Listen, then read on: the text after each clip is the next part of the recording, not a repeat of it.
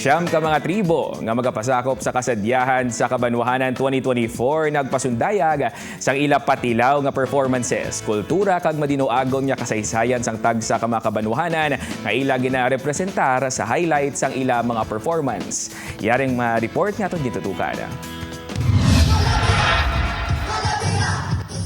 Matahom, madinuagon, manggaranon nga kultura kag kasaysayan. Pila lang ini sa mga tinaga nga sarang mapaanggid sa probinsya sang Iloilo. Kag sa opisyal nga pagpakilala sang siyam ka mga tribo nga magapasundayag sa kasadyahan sa Kabanwahanan 2024, initanan ang nasaksihan sa ila patilaw nga performances. Ginpasalida sang Banwa sang Leon ang ila kaing festival. Madinuagon nga kasag festival naman ang entry sang Banwa sang Banate. Halad kay San Vicente Ferrer ang Saad Festival sang Leganes. Katagmad Festival ang ginbida sang Banwa sang Uton.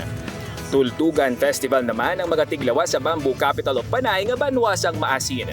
Ang Matahom nga Banaag Festival naman ang iya sang Banwa sang Anilaw.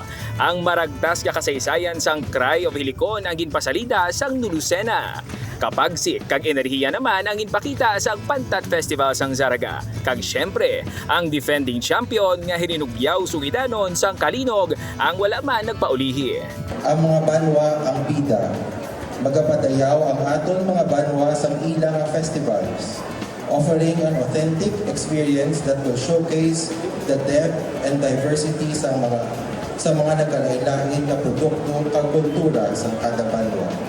Ang kasadyahan sa Kabanwahanan ang isa sa mga highlight activities ng Dinagyang Festival 2024 na iwaton sa Enero 27. Sa Enero 5, natalana naman ang opening salvo sini.